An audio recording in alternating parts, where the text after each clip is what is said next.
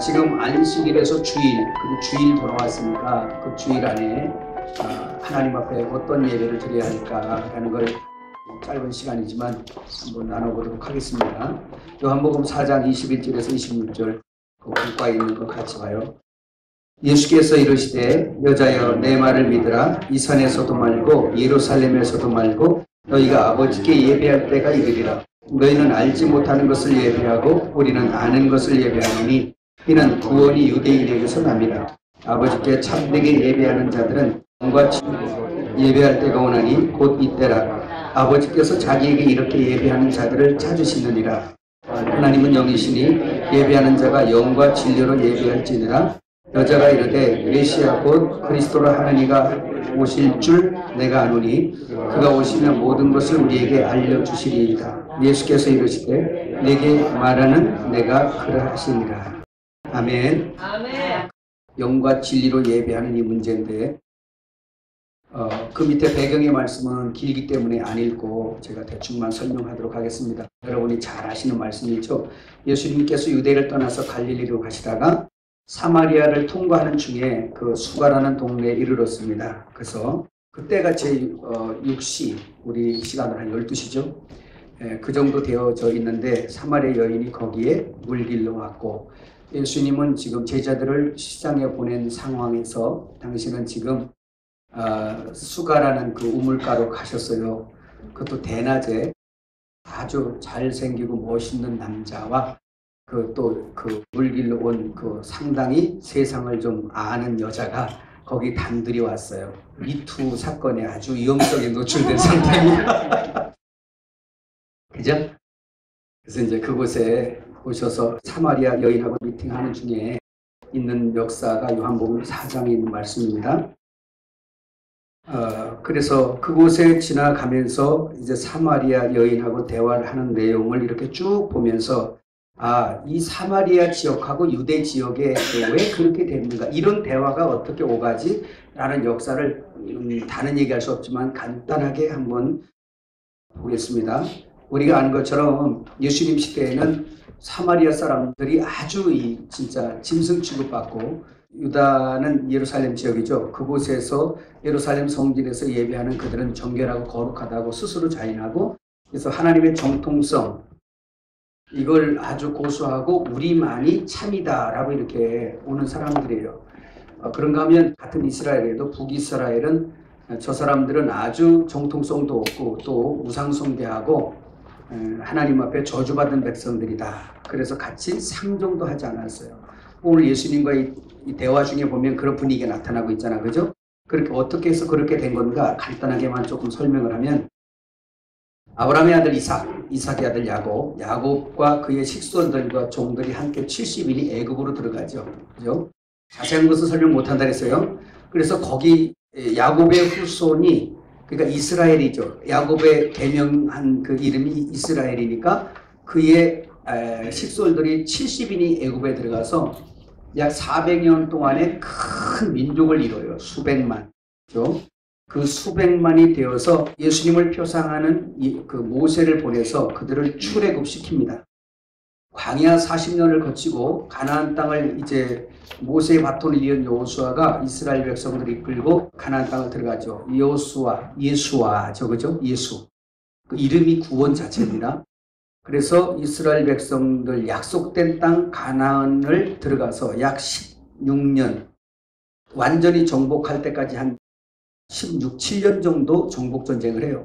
그래서 땅 분배까지 끝나는 기간이 이제 그렇게 되고 그 다음에 이제 사사시대가 열어지고 있습니다. 사사시대에 한 410년 정도 이렇게 걸려요. 그렇게 걸리면서 이방왕이 다스리던 그 이제 시대까지 다 포함하면 더 많아질 텐데 그래서 사사시대가 끝난 다음에 마지막 사사인 사무엘 선지자를 통해서 누가 세워지죠?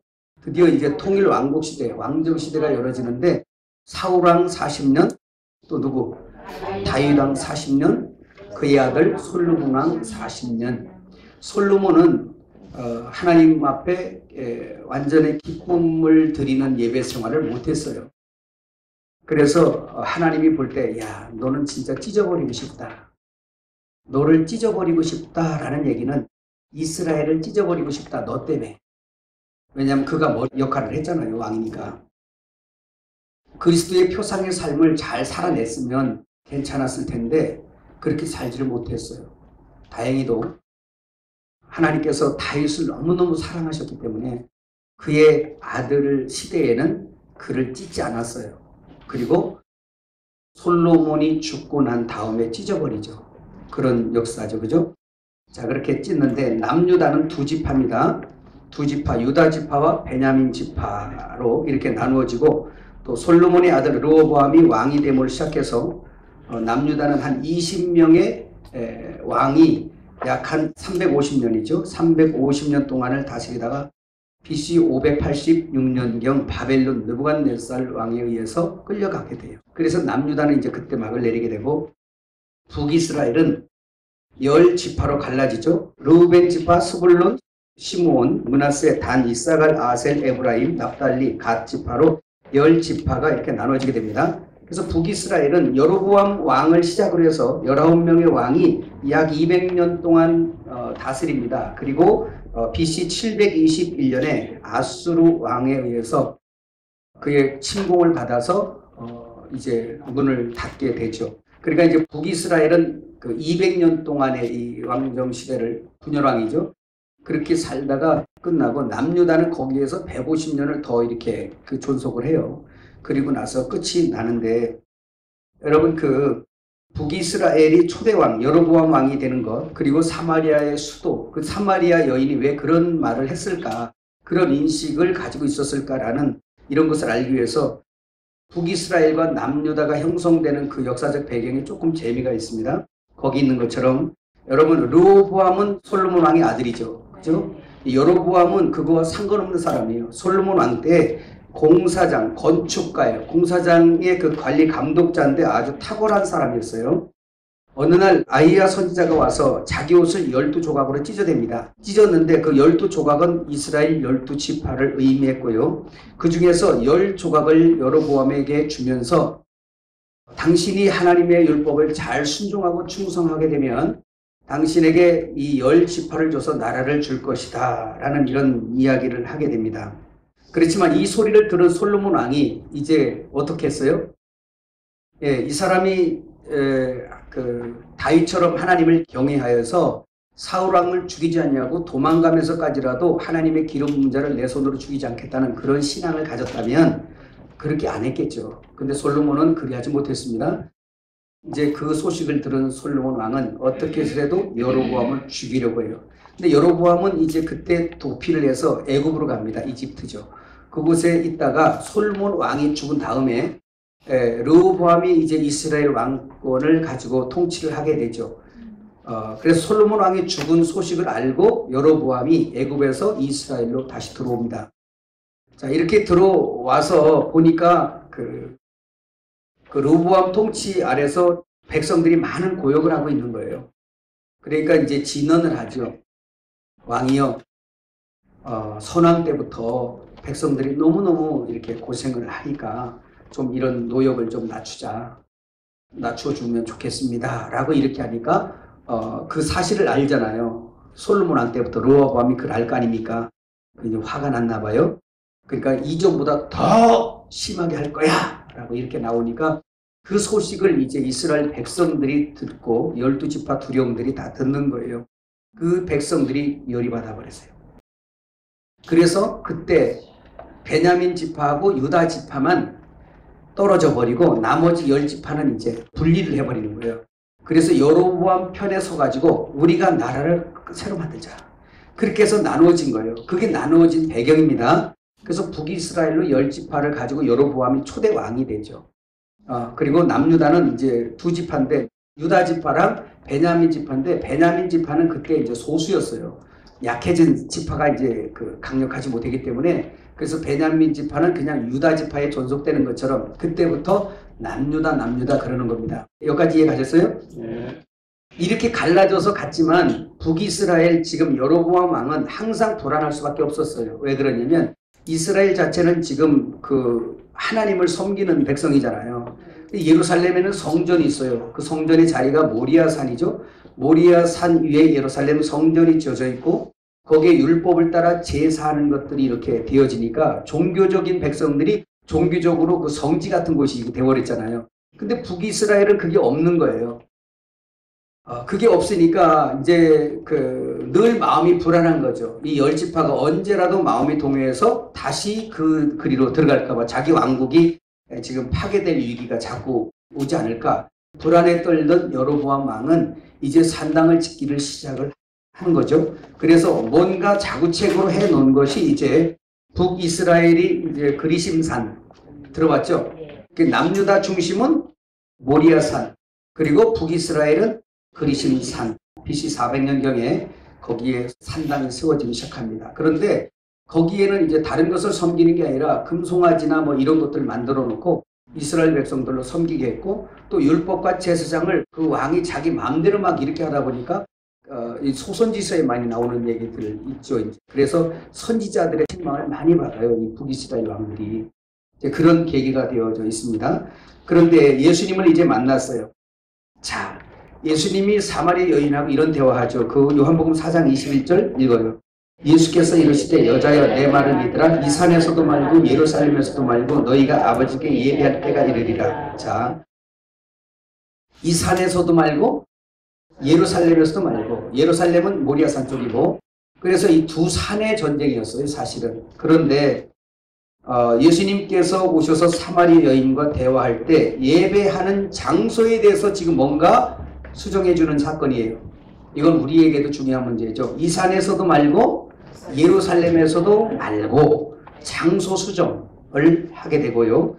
자, 근데 이스라엘 백성들이 늘 이렇게 남유다 사람들에게 이렇게 핍박받고 한 이런 부분들이 있는데 요한복음 4장 9절 읽어요. 시작. 사마리아 여자가 이르되 당신은 유대인으로서 어찌하여 사마리아 여자인 나에게 물을 달라 하나이까 하니 이는 유대인이 사마리아인과 상종하지 않으려라. 왜 그랬을까요? 북이스라엘의 그 사네립 왕이 이 백성을 통치하다가 보니까 이 이스라엘 백성들은 하나님을 믿는 이 종교적인 이런 어떤 내용을 가지고 모이면 단합을 하는 거예요. 잘. 그러니까 사네립 왕 쪽에서는 언제라도 쿠데타가 일어날 수 있는 이런 이제 상황이죠. 저 백성들은 모이면 종교적으로 모이기만 하면 저들은 하나가 되는구나. 이런 것들이 늘 또 그 사람은 또 불안했던 겁니다. 그러니까 북이스라엘의 초대 여로보암 왕은 남유다가 늘 경계 대상이고 지금 그 북이스라엘의 그 왕국이었던 사네립 왕은 또 뭐예요? 이제 자기 속국이 되어 있는 북이스라엘이 백성들이 모이기만 하면 문제가 생길 것 같은 불안에 늘 떨고 있는 거예요. 그래서 자구책으로 내놓은 게 뭐예요? 인구 혼혈 정책이었어요. 그래서 이스라엘 백성들을 하나는 저쪽으로 이사시키고 하나는 저쪽으로 이사시키고 해서 이사해서 오래 사니까 자연히 생겨나는 게 뭐예요? 혼혈족이 생겨나는 거예요. 그리고 이것을 안 남유다 사람들은 이건 저 사람들은 이스라엘의 정통 사람들이 아니다. 그러니까 개취급해버린 거예요. 사마리아 쪽을. 자, 그러니까 남유다와 사마리아 사람들이 왜 이렇게 상종도 안 하고 서로 이렇게 난리를 했는가라는 분위기가 조금 이해가죠. 예, 대략만 그래요. 자세히 설명하고 전쟁도 있고 별게 다 있어요. 근데 그냥 대략 이래서 그 사람들이 이랬구나. 예수님과 대화도 그래서 그랬구나. 라는 대략의 역사입니다. 그러면 한번 그 40페이지 중간부터 이렇게 보면 자, 어쨌든 12시가 되어서 이렇게 지금 대화를 하고 있는데 여기 수가라는 말은 헬라어로 쉐칼이라는 말입니다. 그 장소가 세겜의 다른 이름, 세겜 아시죠? 디나 사건 있는 그 이름은 다른 이름이다 라는 건데 거기에 우물이 있었어요. 우물, 페게라는 이 말, 샘 솟는 우물, 페그님이라는 곳에서 유래한 말인데 그 페그님이란 그 말이 세우다, 치다, 장막을 치다. 인류는 그 마을 사회적인 그 구성원들이 사회적 구성을 이렇게 하는 데 있어서 장소적인 게 중요했어요. 그게 항상 어딜 중심으로 모이죠? 강, 물. 그래서 이사를 가도 양들을 끌고 유목민들도 항상 뭐가 있어야 돼? 가면 풀만 있는 게 아니라 물이 있어야 돼요. 근데 물 있는 데는 항상 뭐가 있어? 풀이 있죠. 근데 물이 없으면 풀도 없는 거잖아요. 그래서 항상 그런 쪽으로 가서 거기에 장막을 치는 것이 또 영적인 그림자로 볼 수가 있어요. 그래서 우리나라는 뭐 한강의 기적이라든지 뭐 막 어떤 그런 것처럼 강을 중심으로 해서 있는데 우리가 지금 그림자를 들어 실제를 설명한다면 자, 여기 지금 우물가에 지금 뭐가 하나 탄생되는 건 뭐냐면 교회가 하나 탄생되고 있는 거예요. 자, 사마리아 여인 속에는 우리가 포함되어 있습니다. 그죠? 가득 처지니까. 근데 예수님을 만나요. 그래서 그 샘에서 같이 대화를 하는데 예수님이 첫 마디가 물 좀 달라 그거였어요. 참 신기하죠. 전도하는데 많이 좀 써먹으세요. 처음부터 하나님이 어쩌니 저쩌니 그러면 우리 관심 없어요. 그런데 여기 지금 우물가에 가니까 주님이 뭐를 주제로 시작합니까? 물 들어왔으니까 물 갖고 시작하는 거예요. 예, 그렇게 이해가 좋죠. 근데 물 갖고 대화를 하는데 물 좀 달라 하니까 요한복음 4장 10절 예수께서 대답하여 이르시되 내가 만일 하나님의 선물과 또 내게 물 좀 달라 하는 이가 누구인 줄 알았더라면 내가 그에게 구하였을 것이요 그가 생수를 내게 주었으리라. 자, 사마리아 여인에게 처음에 물 좀 달라 이렇게 하는데 지금 당신 어떻게 유대인인데 어째 나 같은 여자에게 이렇게 물을 달라 하십니까? 라고 이렇게 얘기를 해요. 상종을 안 하던 서로의 관계니까. 근데 예수님께서 그렇게 네가 지금 만일 하나님의 선물 알고 또 물 좀 달라 하는 그분이 누군지 알았으면 네가 나한테 구했을걸? 이러는데 여전히 우리같이 사마리아 여인도 육으로밖에 이해를 못해요. 영적인 것을 알지 못합니다. 그랬더니 이렇게 말하죠. 물기를 그릇도 없고 이 우물은 깊은데 그 생수를 어떻게 얻겠습니까? 우리 조상 야곱이 이 우물을 우리에게 주셨고 또 여기서 자기와 자기 아들들과 짐승이 다 마셨는데 당신은 야곱보다 더 크니까 이 여자도 뭐 기생이라고도 그러고 창녀라고도 그러고 막 그러는데 보니까 말씀을 상당히 율법을 아는 여자예요. 그죠? 그 야곱의 어떤 그 후손으로서 그 자부심도 갖고 있는 여자입니다. 그러니까 이런 예수님과 대화에서 이런 말을 할 수가 있죠. 요한복음 4장 13절에서 14절 한번 읽어요. 예수께서 대답하여 이르시되 이 물을 마시는 자마다 다시 목마르려니와 내가 주는 물을 마시는 자는 영원히 목마르지 아니하리니 내가 주는 물은 그 속에서 영생하도록 솟아나는 샘물이 되리라.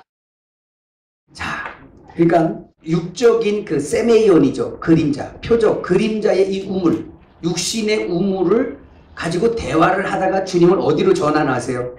영적인 이제 샘물로 전환하세요. 근데 이 여자는 아직도 전환이 안 돼.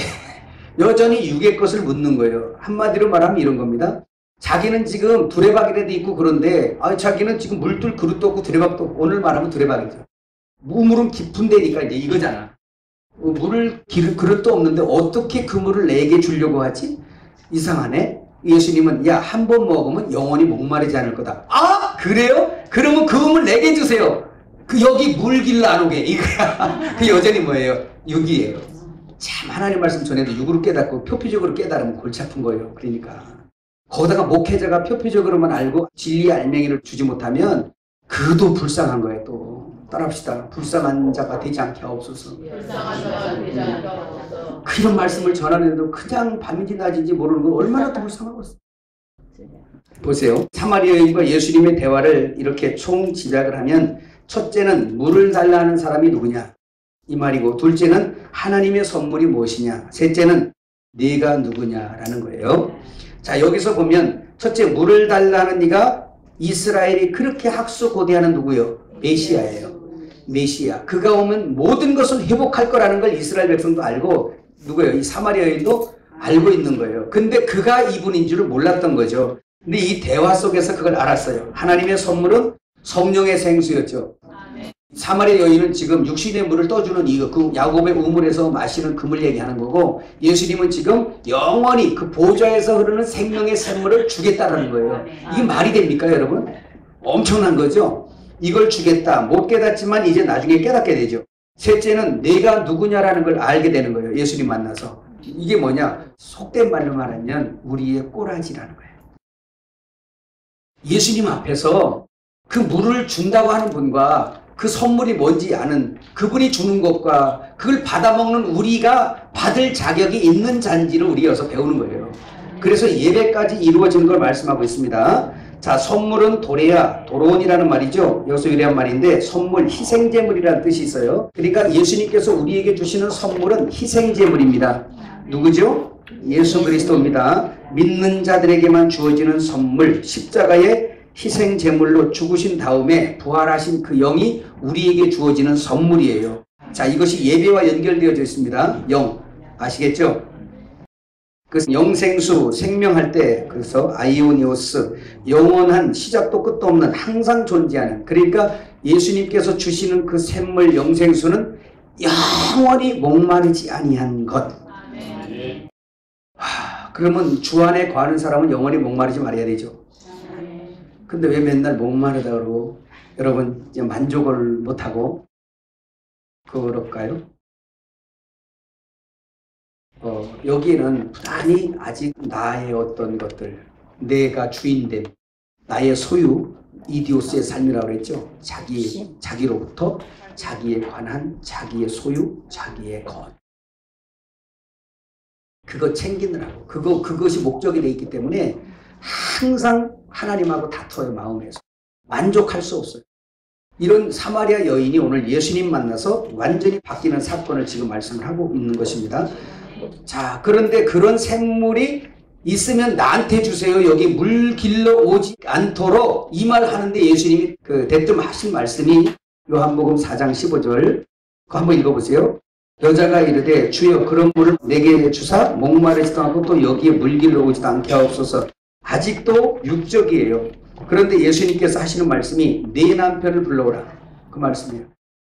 그 사마리아 여인이 나는 남편이 없나이다. 예수님이 알고 계세요. 네가 남편이 없다는 말이 옳도다. 너에게 남편이 5이 있었고 지금 있는 자도 네 남편이 아니니 네 말이 참되도다. 자, 여기에서 우리가 두 가지를 봅니다. 지금 우리 설교들을 가만히 이렇게 좀 봐도 사마리아 여인은 참여였다. 동의하시는 분? 이게 다 있는 거예요. 이것도 뭐 여러분들이 다 이렇게 했어요. 이 사마리아 여인이 어떤 여자기에 남편을 5을 뒀다가 지금 살고 있는 남자도 내 남편이 아니에요. 6이죠. 마지막 남자 만나갖고 복받은 여자예요. 그죠? 근데 어쨌든 사마리아 여인의 위치는 교회입니다. 지금 예수님 앞에 교회, 우리예요. 사마리아 여인 우리 위치도 놓고 우리가 말씀을 듣습니다. 그런데 이 여자가 왜 남편을 5, 6까지 이렇게 데리고 살 수 있을까? 그것은 딱 제가 생각할 땐 두 가지 결론밖에 없어요. 하나는 계대법에 걸린 여자일 수 있어요. 이스라엘에는 그 마을 구조가 여기처럼 뭐 막 모르는 이런 사람들이 모여 사는 게 아니라 예수님 당시 때 그 마을에는 전부 다 시족사회처럼 막 모여서 베드로의 그 모여 사는 데가 전부 다 일가 친척들인 거예요. 그러니까. 그래서 한 가족 단위가 막 마을에 400명, 500명 모여 사는 거예요. 그 집안들이. 우리나라도 그런 거 있잖아요, 막. 예. 거기가 그런 거예요. 그래서 자기 집안의 명예를 무지하게 중요하게 생각해서 자기 집안에 참여 같은 것이 나면 그냥 몰래 죽이든지 아니면 쫓든지 막 그런 일이 일어나는 때란 말이에요, 여기가.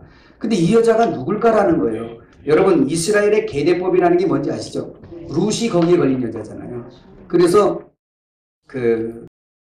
뭡니까? 첫 아들하고 결혼했는데 애를 못 낳고 남편이 죽었어. 그러면 이 여자가 또 누구하고 결혼이 아니라 내 남편이 아니라 단지 뭘 얻으려고 씨를 번식하기 위해서 그것이 그렇게 중요했기 때문에 그래서 둘째하고 들어가서 그것도 애를 못 낳고 죽었다. 그럼 또 뭐 어떻게 해야 돼? 셋째하고. 여러분 이제 이렇게 음탕한 여자는 이야 웬 복이요? 이렇게 하겠지만 이게 그런 음탕한 여자가 아니고는 이게 기가 막힌 거예요. 여자 일생이. 혹시 복 받았다 그렇게 생각되는 분 있어요? 나는 여자가 안 되어서 잘 모르지만 아마 이게 자기가 사랑하는 남자도 아닌데 그걸 계대법에 의해서 계속 이렇게 한 몸을 이루어야 되는 그거 괴로운 일일 것 같은데 동의하십니까? 만일에 계대법에 걸린 여자라면 5번째까지 내려갔는데 지금 있는 것도 내 남편이 아니라 그러면 이거 괴로운 일이거든요. 근데 이 상황을 아는 거야. 알으니까 이 여자가 놀래버린 거죠. 당신은 선지자다. 여기까지 아는 거죠. 이제 메시아라는 건 아직 거기까지는 이제 소개는 나중에 예수님이 하죠. 근데 이제 선지자까지는 알았어요. 자, 이 여자가 계대법에 걸린 여자가 아니라면 또 하나는 뭐냐면 마치 막달라 마리아나 뭐 이런 여자들처럼 세상을 좀 뭔가 행복하게 살아보고 싶은데 어떤 사람은 돈, 어떤 사람은 권력, 어떤 사람은 근데 이 여자는 남자로 뭔가 만족을 얻으려고 했던 여자가 아닌가라는 생각도 해볼 수 있어요. 그래서 한 남자랑 살아보니까 이것도 그게 아니네. 그래서 또 헤어지고 다른 남자를 또 만났어. 이거는 또 산 넘어 산이네. 그래가지고 이것도 아니네. 또 다른 남자를 만났어. 좀 한동안 살아봐. 아, 이거 아니네. 도대체 내 마음에 드는 남자가 없네. 도대체 만족이 없네. 내 신랑 될 만한 게 없네. 그래서 셋, 넷, 다섯, 그리고 지금 뭐 몇 번째 살고 있는 거예요. 여섯 번째랑 같이 살고 있는데도 이것도 내 남편이 아니고 몇 번째 만나서 복 받았어요? 일곱 번째. 누구 만나서? 이게 웬 복이야. 마지막 만난 그 남자는 자기 같은 사람을 상종도 해주지 않는 남자예요. 어쨌든 그래서 여기서 그게 나오는 거예요. 구원은 유대인에게서 납니다. 그래서 유대인이 개파로 계속 와서 그리스도가 나오시잖아요. 그분이 예수님인 걸 모르는 거죠. 근데 거기서 이렇게 대화를 하고 있는 거예요. 근데 자기의 형편을 너무나도 적나라하게 아는 이 남자, 보통 남자 아니네. 첫 번째 선지자구나. 이걸 알았어요. 자, 그래서 만일에 이 여자가 계대법에 걸린 여자가 아니라면 이런 거밖에 없어요. 그죠? 뭔가 만족을 위해서 열심히 살아간 것 뿐이에요. 다만 여러분 이런 것도 알아둬야 돼요. 넓게 보면 여러분 이럴 수 있어요. 지금 미투에 걸려서 자살도 하고 막 그러는데 여러분 그렇게 막 정지하지 마세요. 어때 그런 놈이 있나 그러지 마세요. 50보 100보입니다. 네. 이해가셨어요? 50보 100보예요. 거룩한 척 하지 마세요. 그 하나님 보실 때는 그런 거예요.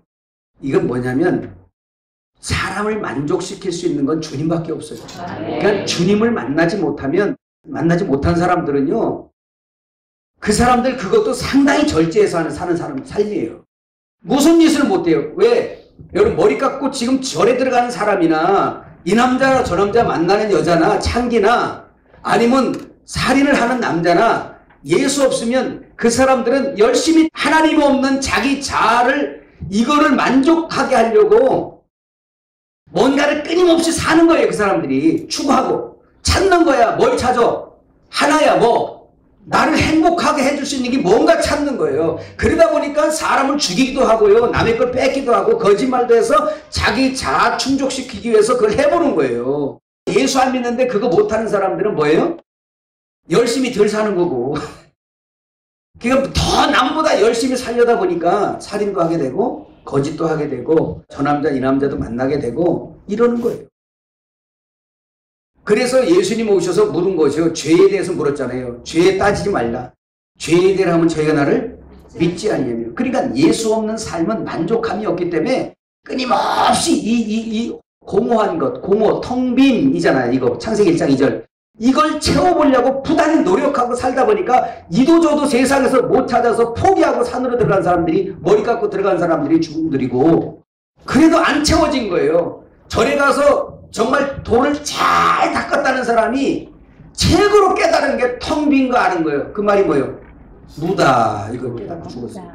무다. 그 인자 알았냐? 그래 여러분 가서 인자 없어?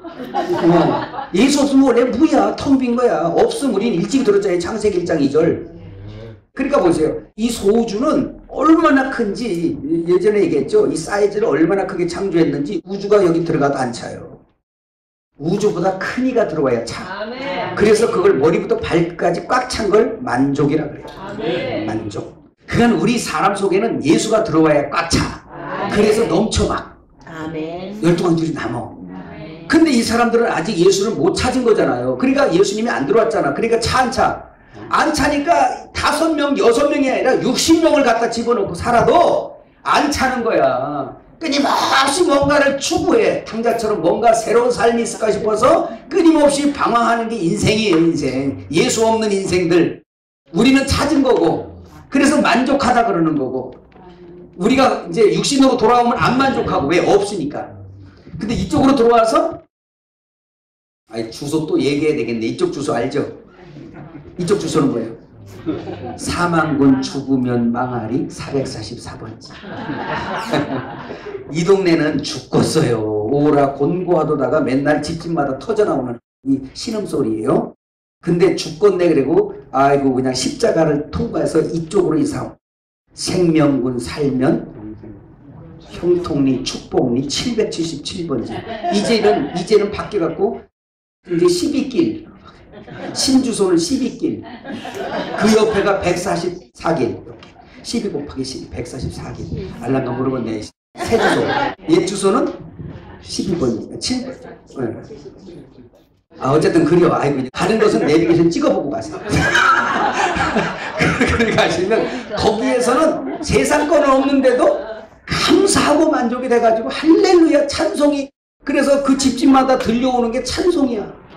그리고 감사하대. 이쪽에 사는 이 444번이 사명을 죽으면 이 망아리 이쪽을 보면 저 아무것도 없는 인생들이 저렇게 맨날 즐겁네. 저 동네 뭐야 도대체. 이러는 거고, 이쪽에서 저쪽 동네를 딱 보면 불쌍타. 참 불쌍타. 이러는 거예요. 그럼 여러분 세상이 불쌍해 보여요? 아유, 그럼 여러분은 생명군에 사시는 분들인 거 믿으시기 바랍니다. 자, 넘어갑시다, 우리. 자, 보세요. 참 예배 장소를 바꾸시는 거. 요한복음 4장 19절에서 20절 다시 봐요. 여자가 이르되 주여 내가 보니 선지자로소이다. 우리 조상들은 이 산에서 예배하였는데 당신들의 말은 예배할 곳이 예루살렘에 있다 하더이다 이랬어요. 자, 4장 21절도 한번 읽어요. 예수께서 이르시되 여자여 내 말을 믿으라. 이 선에서도 말고 예루살렘에서도 말고 너희가 아버지께 예배할 때가 이르리라 그래요. 자, 보세요. 그리심 산에서도 말고 모리아 산에서도 말고 그 장소를 다 파괴시켜 버렸어요. 그죠? 이 산에서 예루살렘에서 말고, 그러니까 뭔가 예배할 장소가 있다. 그리고 장소하고 또 뭐를 바꿔주세요? 때. 예배 때. 예배 언제 해야 돼요? 예배 때. 주일날 해야 되죠? 지금 여기 그 얘기 아니에요. 예배 장소와 예배 때를 지금 다시 설정을 해 주시죠. 근데 그 때가 언제라 그래요? 예수님이 지금 사마리아인과 대화 중에 이때다 이렇게 얘기해요. 이때. 때도 바꿔주세요. 자, 거기 함께 읽어봐요. 예수님이 오실 때부터 시작. 예수님이 오실 때부터 예수님이 성전이십니다. 예수 안에서 예배하는 것입니다. 율법 성전은 예수님의 몸과 함께 십자가에서 끝이 나고 모두 무너집니다. 이제 사람이 짓지 아니한 성전에서 예배합니다. 주 안에서 예배하는 것입니다. 이제 새로운 성전이 있는데 주의 몸인 교회 안에서 예배합니다. 성도의 저는 예수님이시고 예수님의 성전은 교회입니다. 서로가 거처를 삼아 함께 살며 예배합니다. 유대인들은 예루살렘 성전 예배만 인정하고 사마리아 예배는 인정하지 않았습니다. 그러나 예수님은 둘 다 인정하지 않고 폐기하십니다. 육으로서는 그리심산의 성전이나 예루살렘 성전이나 모두 동일합니다. 그렇죠? 여러분 그 갈라디아서 거기 4장 21절에서 31절 읽어봐야 될 것 같아요. 내게 말하라. 율법 아래 있고자 하는 자들아 율법을 듣지 못하였느냐? 기록된 바 아브라함에게 두 아들이 있으니 하나는 여종에게서 하나는 자유있는 여자에게서 낳다 하였으며 여종에게서는 육체를 따라 낳고 자유있는 여자에게는 약속으로 말미암았느니라. 이것은 비유니 이 여자들은 두 언약이라. 하나는 신의 산으로부터 종을 낳은 자니 곧 하갈이라.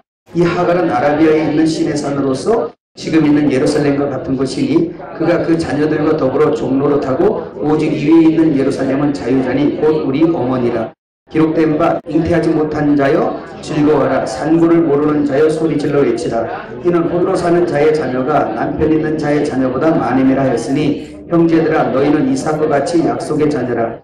그러나 그때 육체를 따라 난 자가 성령을 따라 난 자를 박해한 것 같이 이제도 그러하도다. 그러나 성경이 무엇을 말하느냐? 여종과 그의 아들을 내쫓으라. 여종이 아들이 자유있는 여자의 아들과 더불어 유업을 얻지 못하리라.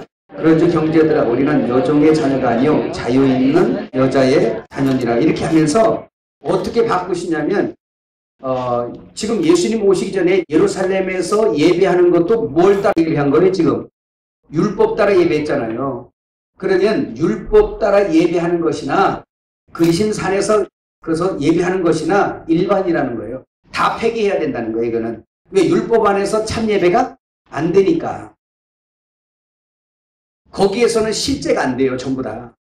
그러니까 다 폐기시켜버리는 거예요. 예수님 말씀하잖아요. 이 산에서도 말고 예루살렘에서 말고 참 예배할 때가 있다. 자, 장소와 때를 분명히 설정해 주는 거예요. 때는 이때다. 누구 때? 예수님이 오신 이때부터. 이제 내 안에서 예배할 거다. 근데 그 예배의 조건이 이제 그 뒤로 나오는 거예요. 영에 관한 문제입니다. 아버지께 어떤 예배를 드리는가 한번 보겠어요? 여러분 그 율법 성전 안에서 예배하는 거에 주님이 그래서 그거를 인정하지 않잖아요. 그죠? 그러니까 율법 성전은 뭐와 함께 무너지냐? 예수님의 육체와 함께 무너지는 거예요. 그 율법을 따라 우리가 우리의 재정을 막 받잖아요. 그러니까 육체의 것은 다 죄와 관계 있어요. 죄와. 그러니까 예수님의 육체, 우리의 육체의 죄와 우리 모든 것들을 거다 다 실은 거죠. 그럼 그 율법 성전은 예수님의 몸이 깨지면서 율법 성전도 뭐 한 거예요? 깨지는 거예요. AD 70년에 깨지죠. 시간상은 뭐 좀 뒤에 깨지더라도 하나님 안에서는 이미 깨지는 겁니다. 그러니까 그 성전도 깨지는 거예요. 그럼 율법으로는 참 예배할 수가?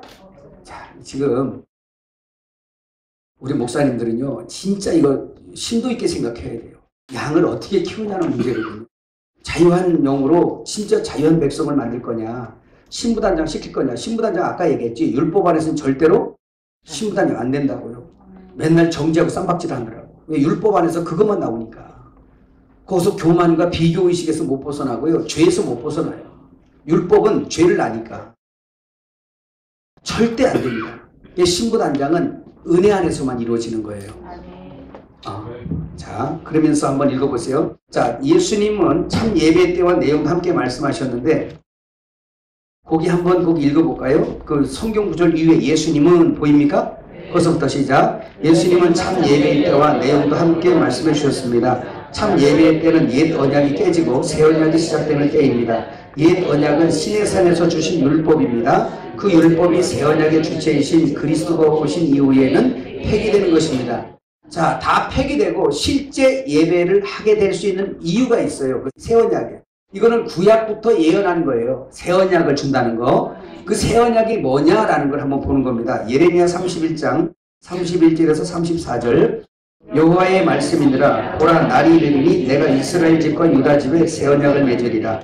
이 언약은 내가 그들의 조상들의 손을 잡고 애굽 땅에서 인도하여 내던 날에 맺은 것과 같이 아니할 것은 내가 그들의 남편이 되었어도 그들이 내 언약을 깨뜨렸습니다. 여호와의 말씀이니라. 그러나 그날 후에 내가 이스라엘 집과 맺을 언약은 이러하니 곧 내가 나의 법을 그들 속에 두며 그들의 마음에 기록하여 나는 그들의 하나님이 되고 그들은 내 백성이 될 것이라. 여호와의 말씀이니라. 그들이 다시는 각기 이웃과 형제를 가리켜 이르기를 너희는 여호와를 알라 하지 아니하리니 이는 작은 자로부터 큰 자까지 다 나를 알기 때문이라. 내가 그들의 악행을 사하고 다시는 그 죄를 기억지 아니하리라. 여호와의 말씀이니라. 다시 그 죄를 기억지 않는다는 것은 율법을 폐기를 시켜버린 증거예요. 근데 보세요. 새 언약을 주는데 그 새 언약은, 이 언약은 내가 그들의 조상들을 손을 잡고 애굽 땅에서 인도하여 내던 날에 맺은 것과 같지 않다. 이건 뭐예요? 지금 시내산 율법이죠. 시내산의 십계명 얘기하는 거예요. 근데 누가 깼어요? 하나님이 깬 거 아니죠? 누가 깼어요? 백성들이 깬 거예요. 어떻게 깼어요? 금송아지 만들어 놓고 춤을 추고 있으니까 모세가 깨버린 거예요. 결국 그 얘기는 무슨 얘기냐면, 모세가 던졌는데 그거 깨졌잖아요. 예수님이 십계명이시거든요. 오셨는데 누가 죽여요? 인간들이. 그지? 그래서 가장 세계 불가사의한 일 하나, 피조물이 창조주를 때려잡은 거예요. 엄청나죠? 그거 대단한 사람들이요. 우리 옆 사람이 한마디 대단한. 왜 대단해요? 왜? 피조물이 창조주를 때려 죽였으니까. 이건 엄청난 거예요. 그래서 첫 번째 가져온 돌판을 깨지는 게 그거란 얘기예요. 근데 보세요. 저들이 언약을 파기했다, 깼다. 저들이 언약을 깼다라고 말하잖아, 오늘 본문이. 그러니까 이스라엘 백성 죄가 십계명 돌판을 깨버리게 만드는 거예요. 이거는 예수님의 십자가에서 죽으심의 판이에요. 계명이신 주님이 오셨단 말이에요. 육신을 입고 오셨는데 그 첫 번째 돌판, 백성의 죄를 위해서 깨지는 거예요. 자기가. 이건 뭐냐? 우상 섬기고 죄를 짓는 저 백성들의 죄를 저들에게 돌리지 않냐고, 내가 깨질게 이 뜻이었어요. 내가 죽을게. 그거였어요. 그래서 깨지는 거예요. 근데 그걸 백성들이 이루지 못하니까 저들의 죄를 저들에게 돌리지 않고 내가 갖고 내가 깨져버린, 하나님이 깨져버린 거야. 그냥 이게 예수가 깨진 거잖아요. 근데 그날 이후로는 이렇게 말해요. 그래서 시내산에서 율법은 깨지는 것이고, 이해가셨어요? 두 번째 돌파는 이제 다시 새 언약 쪽에 나오는 거예요. 그래서 새 언약은 뭐냐? 그 깨진 그날 이후에 내가 이스라엘 집과 맺을 언약이 이것인데, 그게 무슨 언약? 새 언약이었어요. 그 새 언약이 뭐였어요? 그 주님의 법을 마음 신배에다 기록해요. 에스겔 36장 25절 27절 읽어요. 맑은 물을 너희에게 뿌려서 너희로 정결하게 하되 곧 너희 모든 더러운 것에서와 우상숭배에서 너희를 정결하게 할 것이며 또 새 영을 너희 속에 두고 새 마음을 너희에게 주되 너희 육신에서 굳은 마음을 제거하고 부드러운 마음을 줄 것이며 또 내 영을 너희 속에 두어 너희로 내 율례를 행하게 하리니 너희가 내 규례를 지켜 행할지라. 그럼 보세요. 율법을 어느 정도는 폐하고 어느 정도는 남겼다는 말 하면 안 되죠. 이건 이미 깨져서 없애져 버리고 사람들 속에다가 주님의 영을 주겠다는 거예요. 그게 새 언약이었어요. 그 새 언약이 어디서 이루어져요? 십자가에서 폐기되고 부활하심으로 해서 새 영으로, 그래서 그 주님이 살려주는 영, 생명 주는 영으로 그 성찬의 양식으로 사람들에게, 자기를 믿는 자들에게 먹힌 거예요. 그래서 그들 속에 들어가서 마음판에 기록이 되어서 주님이 내 안에, 내가 주님 안에 하나가 되어서 그 율례가 나를 통하여 지켜지게 되는 거예요. 그 율례가 지켜지는 게 뭐였어요? 십계명이었죠. 십계명 뭐였어요? 사랑이었던 거예요. 그래서 사랑이 내게서 나타나는 건 하나님의 나타남이란 말이에요. 그래서 내 속에서 이루어지는 게 누가 하시는 거예요? 주님이 하시는 거예요. 주님이. 너무너무 분명하죠. 율법 아래서는 절대 신부단장 안 됩니다. 자, 율법을 점점 벗는 게 단장해가는 거예요. 자, 할례를 받는 거죠. 누가복음 22장 20절. 저녁 먹은 후에 잔도 그와 같이 하여 이르시되 이 잔은 내 피로 세우는 새 언약이니 곧 너희를 위하여 붓는 것이라. 그 새 언약, 예수의 피로 말미암아 우리 속을 깨끗하게 씻고 죄를 없애버린 다음에 그의 영이 부어지는 거라는 거. 그 다음에 히브리서 8장 7절에서 13절. 저 첫 언약이 무음하였더라면 둘째 것을 요구할 일이 없었으려니와 그들의 잘못을 지적하여 말씀하시되 주께서 이르시되 볼지어다 날이 이르리니 내가 이스라엘 집과 유다 집과 더불어 새 언약을 맺으리라. 또 주께서 이르시기를 이 언약은 내가 그들의 열주의 손을 잡고 애굽 땅에서 인도해내던 날에 그들과 맺은 언약과 같지 아니하도다. 그들은 내 언약 안에 머물러 있지 아니하므로 내가 그들을 돌보지 아니하였노라. 또 주께서 이르시되 그날 후에 내가 이스라엘 집과 맺은 언약은 이것이니 내 법을 그들의 어디에? 생각에 두고 그들의 마음에 이것을 기록하리라. 나는 그들에게 하나님이 되고 그들은 내 백성이 되리라. 또 각각 자기 나라 사람과 각각 자기 형제를 가르쳐 이르기를 주를 알라 하지 아니할 것은 그들이 작은 자부터 큰 자까지 다 나를 알미라. 내가 그들의 불의를 긍휼히 여기고 그들의 죄를 다시 기억하지 아니하리라 하셨느니라. 새 언약이라 말씀하셨음에 첫 것은 낡아지게 하신 것이니 낡아지고 쇠하는 것은 없어져 가는 것이라. 아멘. 이 말씀보다 어떻게 더 분명한 말씀을 제공하죠? 근데 우리는 말씀을 잘 안 믿어요. 안 믿어서 여전히 율법을 전하고 또 나도 율법에 속하고 그래요. 그래서 그리스도가 마음껏 내 안에서 운행할 수 없게 만들어요. 그렇게 얘기를 해도 이게 참 안 되죠. 근데 어떻게 되냐? 두들겨 맞는 게 아니야. 다 거지되고 다. 그러니까 이스라엘 백성들이 왜 역사 속에서 그렇게 고난받았는지를 하는 거예요. 인간은 그냥 안 돼. 그런데 주님이 그 모든 것을 우리에게 돌리지 않냐고 우리의 마음속에다 그 새 영을 부어주겠대요. 이게 야고보서에 나오는 마음에 심겨진 온유한 율법이에요. 온유한 율법. 구약 율법 아닙니다. 그래서 이것은 바로 뭐냐? 그 율법을 완성하신 주님이 내 안에 들어와서 무슨 법으로 다스리냐? 생명의 성령의 법으로 나를 다스리세요. 그래서 참 안식과 참 그리스도의 사람들은 그 성령의 법과 하나가 되어서 머리가 어디로 인도하든지 따라가는 사람들이에요. 이 법 아래 매이는 게 아니에요. 주일날에는 교회 와야 돼! 안 오면 지옥 가! 이런 게 아니란 말이에요. 자원하고 사랑해서 그거를 믿어서 좋아 죽겠어서 또 말 좀 해봐. 뭐 있나? 그렇게 해서 하나님을 찾는 거예요. 돈도 하나님 얼마나 필요해서 내 낙이 왜 풀어가냐? 주께서 쓰시겠다. 아 오케이 아멘. 네 집 좀 쓸게. 성찬해야 돼. 네 집도 쓸게. 예배 좀 해야 되겠다. 오케이. 그렇게 해서 그 막 자원하고 거기서 막 주님을 사랑하고 믿고 막 해서 돼야 돼요. 근데 율법으로 가르쳐 놓으니까 9개는 지 거고 1개는 하나님 거니까 그거 모질한다 그래서 맨날 돈 얘기한다 그러잖아. 그러니까 하나님이 통사정하게 만들어 놓은 거야. 이게. 누가 만들었냐? 우리가 만들어 놓은 거야. 왜? 법을 세워놔가지고. 법을. 주님은 다 가지려고 그러는데 우리가 9개는 네가 갖고 하나는 내 거야. 이렇게 만들어 놓은 거예요. 율법 안에서 돌아가 버린 거예요. 율법 안으로. 주님을 그렇게 하면 안 되죠. 이제 앞으로 계속 나갈 겁니다. 그런 것은. 이제 그것도 분명히 봐야 돼요. 근데 새 언약 안에 있는 사람들은 진정 자유에서 11조 문제가 아니에요. 나 자신을 들여버리는 거예요. 내 인생 자체. 그래서 우리 중에 나 자신을 위해 사는 자가 한 자도 없고라고 바울은 아예 선포해버렸어요. 법화로는 자꾸 내려가는 사람들을 그리스도 안에 어린아이라고 말한 겁니다. 그럼 그걸 가지고 내기도 싫은 헌금을 억지로 다 법을 갖다 적용해서 받아야 돼서 아예 그럼 고지서를 만들지 그래요. 11조부터 만들지 말고 고지서 청소 있잖아요. 그거. 그럼 세금 나올 때 쓰는 거. 그걸로 각 집집마다 이렇게 정기적으로 마지막 주에는 그냥 꼭 이렇게 도착하도록. 아, 그렇지. 자동이체. 자동이체로 다 이렇게 해서 그래서 안 내면 어떻게 해야 돼? 안 내면 어떻게 해야 돼? 연체료. 그래만 연체로 물리든지 연체로도 안 내. 어떻게 해야 돼? 네? 벤치 가져가서 전기선 끊고 수도 끊고 다 끊어. 이런 문제 아니잖아. 하나님이 그렇게 해서 그거 얻어 잡수시겠어요? 나도 이거를 모를 때는요, 예전에는 그랬어요.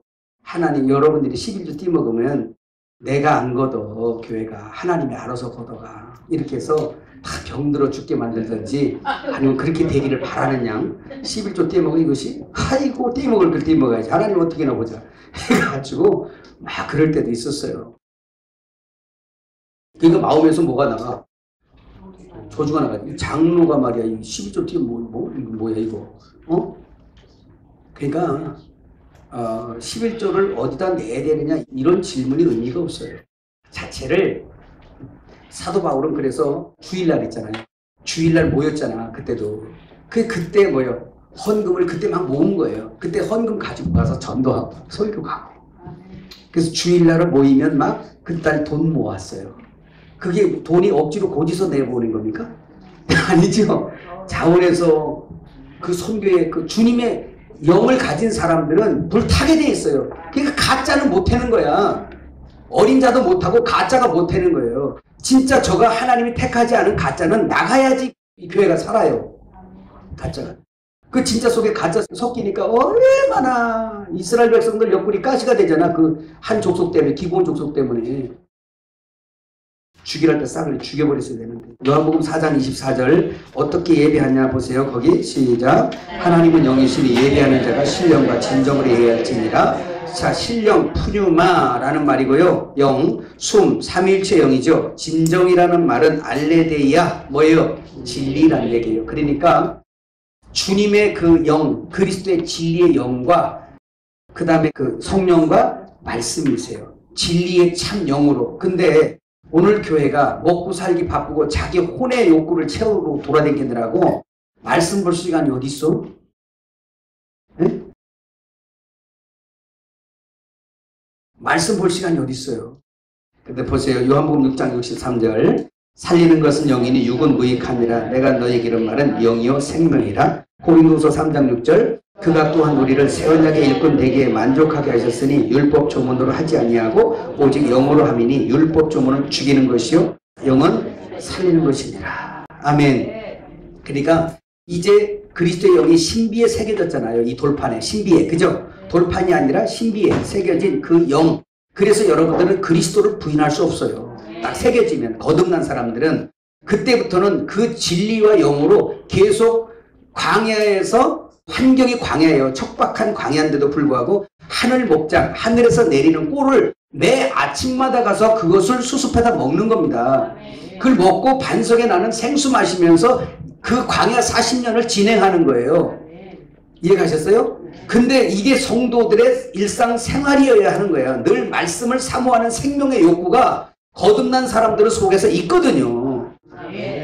그래서 그 말씀을 먹는 일을 하려는 거예요. 그거를 사단을 이기려는 거예요. 못 먹게 하잖아요. 못 듣게 하잖아요. 못 가게 하잖아요. 못 하게 하잖아요. 그래서 이게 육신에 잡히고 악한 영에 잡힌 사람들은 말씀도 못 보고 말씀도 못 듣고 예배 성공 못 해요. 그럼 여러분들이 아브라함이 조카를 전쟁에서 구해오는 것처럼 여러분이 중보기도 해줘야죠. 교회에서 뭐 하세요? 양들이 위해서 목사가 기도해야 되잖아요. 저 먹을 수 있도록. 네? 그게 아브라함이 칼 차고 가서 내 백성 끌고 오는 거잖아요. 다 둘러봐서 못 먹는 양 있으면 납작같이 가서 막 먹여주고 가서 떡을 떼어주고 나눠주고 해야 되잖아. 왜? 그거 먹어야 사니까. 그거 먹어야 사니까. 빵 안 갖다 줘도 되고요. 떡 안 갖다 줘도 되고요. 오히려 그걸 갖다 주면 살아요. 즉 주님의 양은 먹게 돼 있어요. 기도해주고 먹여주고. 그래서 주일날이 너무 소중한 거지. 그죠?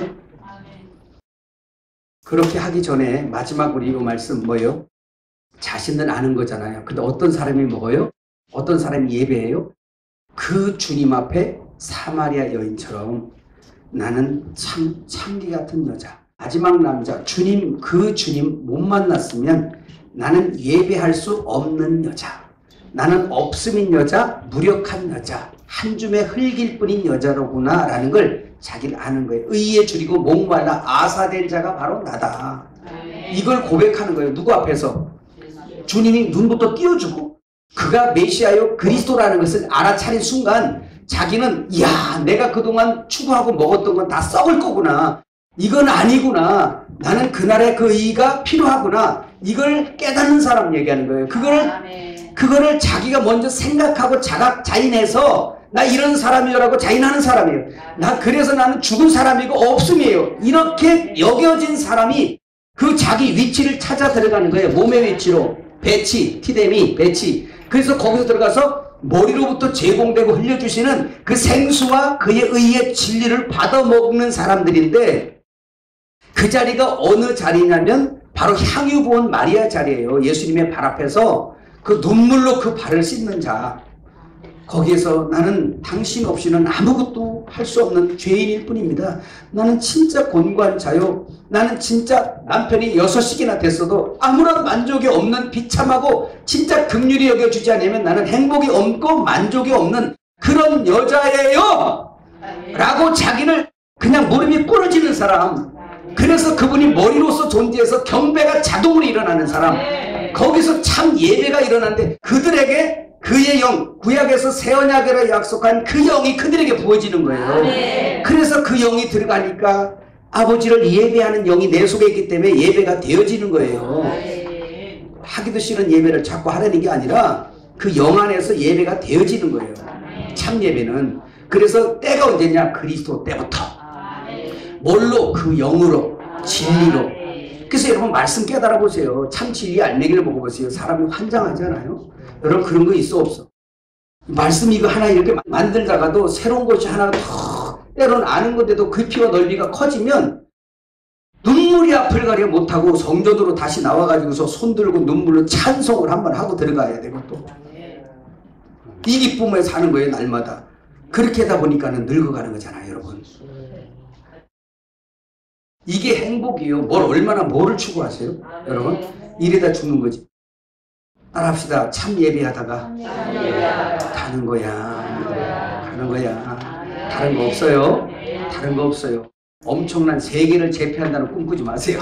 저 그랬다가 헛된 세상 많이 살았어요. 나는 지구가 좁아서 달나라까지 전도 가야 된다고 생각했던 사람인데 이제는 다 찌그러져 가지고 이제 어떻게 된 게 그런 비전 다 없어져 버리고 주님이 비전 됐어요. 그래서 깨달은 게 뭐냐? 신부의 비전은 신랑 하나 하면 되는구나. 그 얘기를 해요. 신부의 비전 뭐라고? 당신이 나의 비전이옵니다. 그래서 신랑 가는데 나도 가는 거고 신랑 안 가면 안 가는 거고 그게 나의 비전이다 라고 단순해지는 거예요. 그냥 할렐루야. 엘림의 사랑하는 여러분들 그렇게 되시기 바라요. 죄로 말미암아 괴로워하지 마세요. 그 율법 안에 있지 마세요. 영으로 빨리 돌이켜서 주소지 이전 아시죠? 그래 딱 옮겨가면 생명의 성령의 법이 나를 자유케 하고 죄에 대해서 정죄함을 안 받아버리고 그리고 여러분 이제 주일날 누가 하나 빠졌다 그래서 그거 뭐 사다리가 빠졌네 한 이빨이 빠졌네 이런 얘기 하지 말고 성경에 없는 거 천국 가면 개털모자 쓴다고 개털모자 보고 나왔어? 개털모자 아이고 지옥이 개털모자 같으면 갈만하겠다. 그게 아니라 지옥은 그런 데가 아니잖아요. 영원히 불타는 곳이잖아요. 그 지옥도 약화시키지 말고 천국도 약화시키지 마세요. 우리에게 준 그거는 예배할 수 있는 그래서 오늘 사마리아 여인이 예배한다라는 거 뭐예요? 복 받은 거잖아요. 무슨 복? 바라크 복. 무릎 꿇다. 나 이 비천한 여인이에요. 내가 한번 이거 보여줄까? 예수님을 아는 순간부터 같이 얘기했거든. 응? 같이 얘기했어. 그러세요? 뭐 두렵고 몸부를 달라 그래. 이런 식으로 같이 있다가 그가 매시 눈을 딱 열려지니까 무릎이 팍 부러져 버린 거예요. 그리고 엎드려져 버린 거예요. 이런 거예요. 그 향유 부은 마리아처럼. 이야, 별 남자 다 만나봐도 만족이 없고 인생 살으려고 열심히 산 것뿐인데 그 결과를 보니까 수고와 슬픔뿐이고 죄밖에 없어. 그냥 창녀라는 소리 들을 수도 있고 뭐 비천한 여자 소리도 좀 깡패라는 소리 듣고 살인자라는 소리 열심히 사는 것뿐이야. 남들보다 좀 더 열심히 살다 보니까 하나 더 죽인 거고 남보다 좀 애도 세상에서는 이렇게 저렇게 다 살아봐도 만족 없어서 에이 차라리 속세를 떨어져 머리 깎은 것뿐이고 예? 별거 아니에요. 그걸 가지고 따지지 마세요. 요만큼 진 사람하고 이만큼 진 사람하고 막 그거 갖고 따져서 더 죽이고 살리고 하지 마세요. 예수 없으면 똑같은 거야. 그 사람들 뭐라고? 이 우주보다 큰 넓은데 뭘로 채워서 만족 얻으려고 열심히 산 것뿐이요. 그거 따지지 마세요. 목사는 주님의 시각을 가지고 그래 나도 너를 정죄하지 않는다. 그냥 이제는 하나님 앞에 돌아오라는 얘기예요. 그 목사 입은 항상 예수 믿으세요. 제가 1000명도 더 죽였어요. 나한테 얘기하지 마세요. 예수 믿으세요. 죄로 말하면 나도 10,000명도 더 죽였어요. 왜 미워해도 죄라 그래서 살인을 했습니까? 그러니까 따지지 맙시다. 당신에는 하나 예수 없으면 우리는 살 수 없는 사람이에요. 가장 인생이 복받는 건 예배예요. 바라크 복입니다. 예배할 수 없던 자가 예배할 수 있는 자로 전환되는 것. 그분이 안 보여서 무릎 꿇지 않았던 자가 그분 앞에서 무릎 꿇어지는 것. 바로 당신이 복받은 사람. 그런 복을 받도록 여러분 우리는 통로가 되어서 그 하늘을 흘려내주는 그런 종들이라는 거 믿으시기 바랍니다.